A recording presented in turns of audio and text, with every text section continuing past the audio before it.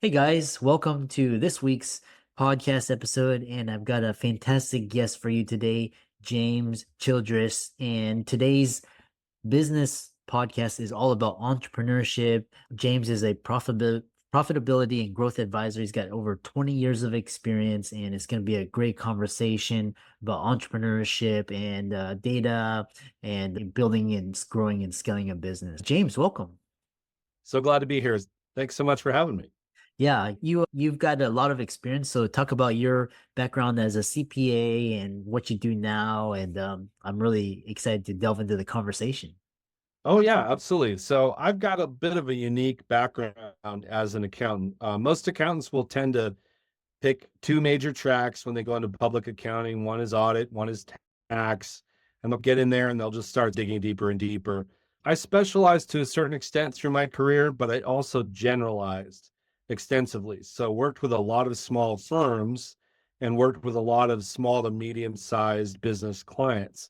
And spent a lot of time actually as an auditor and actually working for a lot of companies or on my own, and in both cases, basically doing the work entirely by myself most of the time. And so I came up with a lot of tools to help me get their financials for my clients back on track real fast all year, and ended up helping them a lot with all of the detail things that their accounting system need, doing a lot of work at that managerial and owner level to help these clients have the accounting system they needed and answering questions all the time. And so as time went on, we really just leaned into, I and the people in my group, my firm, we leaned into that particular work where we were helping owners, helping managers, helping them understand the most important data in their business, which is their accounting. And so that's really what we do. We help our clients understand data, financial, non-financial. We help them navigate the path of entrepreneurship in a safe, stable, and secure way. And yeah, I'd love to talk further on it. Yeah. Yeah, I love that. And I've always loved history and just hearing the just how far we progressed. And one of those is W. Edwards Deming. And so a lot of people are like, yeah, we live in technology, we've got AI. How can Deming help a modern business owner? Yeah, it's probably good to elaborate a little bit on who Deming was. William Edwards Deming is the person they credit with what they call the Japanese economic miracle. And so this is where the country of Japan that was reduced to a very low state after World War II. They didn't even have working phones. And Deming was actually laughed out of American boardrooms. They didn't really like his ideas, and he got sent over to Japan basically to conduct a census and figure out how many people were on the island because they didn't even know how many people they needed to support, where they were, all those types of things. Over the course of 20, 30 years, Deming's principles in business became essential to Japan rebuilding, and not only rebuilding, but in that period of time, becoming the third largest world economic superpower. And that's why they call it the Japanese economic miracle, because it really was unprecedented. And we almost have never seen anything like that since. And so when we think about a lot of the modern gurus in business, like Bill Gates, Steve Jobs, a lot of these people that are very well known, Warren Buffett, he Deming was their giant and their idol, essentially. And so where one of the big lessons that Deming taught us and that he used is he said it this way, and I quote him often, but I'll probably get it right. He said, 85% of the time, the reasons for failure are due to deficiencies in the systems and processes. And we should fix the systems and processes of the organization rather than badger the employee to do better. Now, this is where modern business owners really need to understand, especially as we see emerging new systems, emerging software that they're going to integrate into their business. They really need to understand that they have to acknowledge, as the owner, as the entrepreneur, they have to acknowledge their part to play is in the integrating of everything. And so what Deming was trying to avoid was a philosophy of scapegoating, which is it's very common as you're an entrepreneur, you go through these challenging situations. maybe money's tight, the timeline's tight, all these things as your business grows are challenging. It can be very easy to just play whack-a-mole with problems and assign blame. And Deming was very much an advocate of saying, take the time to figure out exactly what's going on, exactly what's missing between the components, and learn really from that. And if that is really the lesson, it's really the timeless lesson that caused the Japanese economic miracle to take place under his leadership, and that modern entrepreneurs and business owners can still use to great effect. Yeah, I love that. And you were referencing how the greats like Bill Gates and Steve Jobs, they had mentors, and how our generation, we look at Bill Gates and Steve Jobs. So it's very interesting. And it's really interesting how you're incorporating timeless principles in our new age of innovation. The other thing that Deming said is mostly your fault, and that's good news. So talk about that. Yeah. So what he's basically saying there is 85% of the problems relate to the systems and processes. And what he was saying that each sort of node in the business has to be connected in a way where it can be successful. Another thing that Deming said, and he was a believer in this, he was a pretty compassionate leader, but he said no one goes to work to do a bad job. And what he was trying to emphasize with that was that if someone is doing a bad job, it's typically not their goal. It's typically not what they want to accomplish. And so something is in the way. Something is in the way of them doing a good job. May very well be the handoff between them and another system. It may very well be the supervision that they have, the managerial structure that's there. May very well be you're holding that person responsible for things they don't have autonomy for. And that is one of the biggest issues we see in organizations. But it's very easy as an entrepreneur to want to assign, blame to a certain aspect. Blame is a charged word. But you want to localize the problem. You got to put out a fire, and you got to do it now. It really makes sense, and logically, or maybe more so emotionally, just as knee-jerk reaction. But what Deming was said was, don't lose sight of the fact that each part of your organization wants to work together, whether it's the software or whatever. You have to make sure they do. And sometimes that means you have to think of a novel connection, a novel process that bridges the gap, and something that's in the way there. And that really is your job. That's your job as the entrepreneur. And what's great about that is you can look at that and you can say, okay, if I can believe that this person actually wants to do good work, they want to get through the end of the day and be proud of what they accomplished, all I need to do is find the right way to link up what they actually are responsible for with what the output needs to be somewhere else in the business. And if you can do that and do it in a way that's skillful and nuanced and doesn't ignore all the things that come into play, you have made a change to your systems and your processes that may very well last forever. And the ideal state is when it self nurtures and it grows itself. You create a culture around that idea of fixing all these little connections, and then it starts to really take off on its own. And that's the magic of entrepreneurship. Yeah. You're talking about all these systems, and coming from the corporate world, and there's all this idea of scapegoating. And why does scapegoating kill business success? And it's one of the most common mistakes a entrepreneur can make. And why is that? Yeah, so scapegoating is basically the process of assigning blame to something that it isn't appropriate for it to receive. And again, there's a difference between putting the fire out and preventing the fire.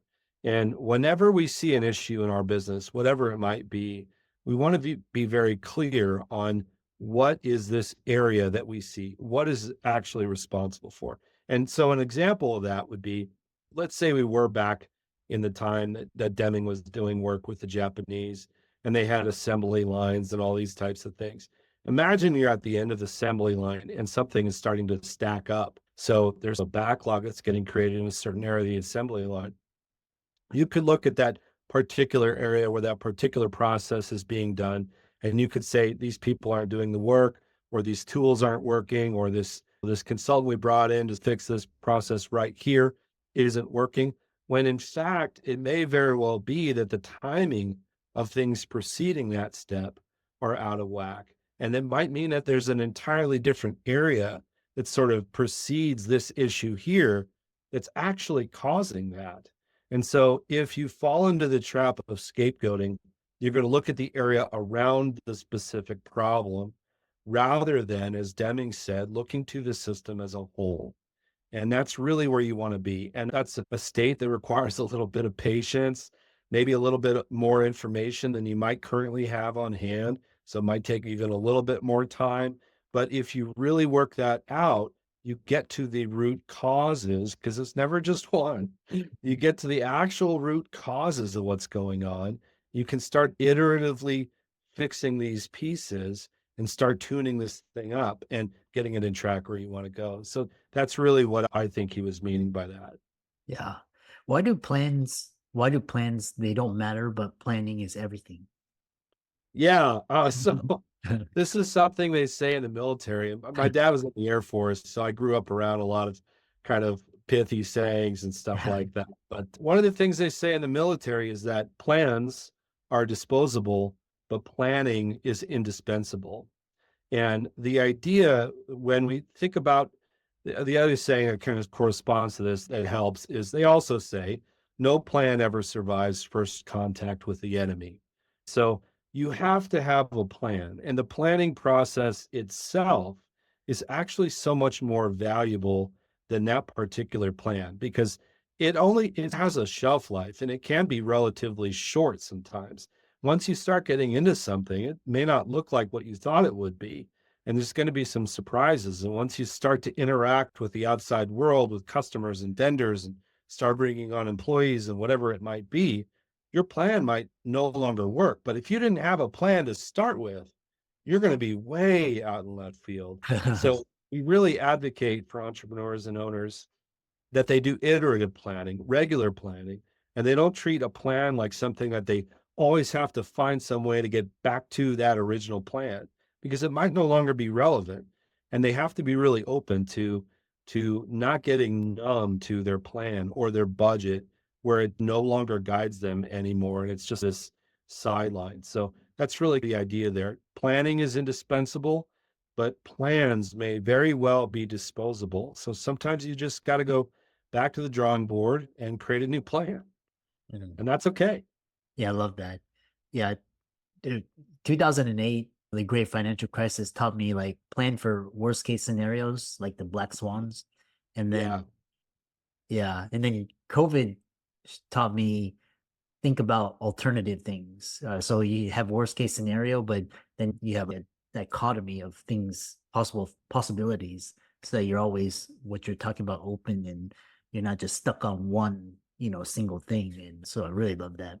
Yeah. That's great. Yeah. Yeah. COVID was a time where a lot of people saw, hey, there's opportunities here. And they really were. And some of the opportunities that people took advantage of saved lives.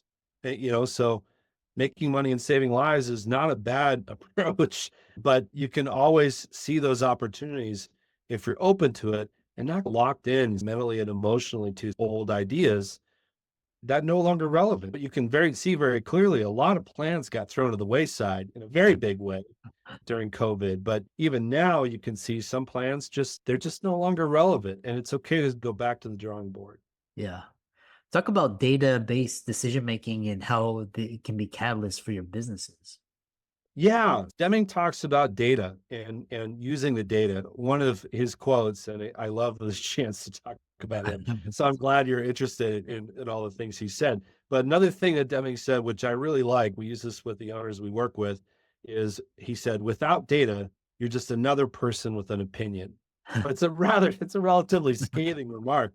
But there's a lot of business owners and entrepreneurs who kind of run things based on hunches, who kind of run things based on gut feelings, and they go with their gut. And that's an MO for a lot of people. Deming really did not like that idea. He really liked getting as much data to solve a problem as possible. Now, in the modern world, we have incredible opportunities to gather data, and in some ways we can be pretty novel about it. So keep in mind, there aren't, when we think about data, sometimes we think about statistics and spreadsheets and things like that. It doesn't have to be so dry as that. One thing that people do for personal self reflection is they keep a journal at the end of the day, right? And just maybe write down a few remarks, a few sentences about how the day went. That's an incredible source of data, right? Because you can look back and you can see trends about how you felt and experiences you had, right? So data doesn't necessarily have to be this dry thing. It's basically just a record that's organized. It could be databases and tables and things like that, and visual reports and all those types of things, but something that's relatively authoritative, at least shows some trends that you can look back on and gather some information from. So, whatever you're doing in your organization, wherever you see a problem, sometimes you can send out some surveys to people who are throughout the organization and ask for their input. Sometimes you can have team meetings and make a list of what everybody thinks, have them write it out on a list separately and then compare notes. And then you can be like, okay, 5 out of 10 or 8 out of 10 people think this is the issue. Now we can investigate. And it's a little bit different than having a discussion about it. You're just collecting everybody's thoughts instead in a very proactive way where they're not influencing each other's admission to the group, contribution to the group. So be savvy about it, but collect data to corroborate your decisions. And especially if you have a hunch, you might be right. And the data might even disagree. That doesn't mean you just casually abandon the hunch and go for the data, or the data and go for the hunch. That means you've got a great opportunity to clarify what's different here and why. Dig into it. There's this sort of sense of entrepreneurship as being this thing where you're frantically flying by the seat of your pants. And Deming really he was an advocate for you really have to take your time. You really have to think things through, and you have to gather as much information as possible when you're making decisions. And so I think that's what he was intending there. Yeah. Yeah. Yeah, I love that. How can people check out your work and your website and follow you and reach out to you? Oh, yeah, that'd be great. You can come to our website at CAC Advisors with an O, cacadvisors.com. We also have a channel on YouTube where we share some ideas about forecasting and business and entrepreneurship. We'd love to see you there. Feel free to reach out to us with anything you might need. Yeah. And for all the audience, let's thank for a wonderful podcast episode. And I think James, be sure to give his socials a like and follow and reach out to him. And thanks so much for coming on. Thank you, Dr. Lou. Appreciate it so much.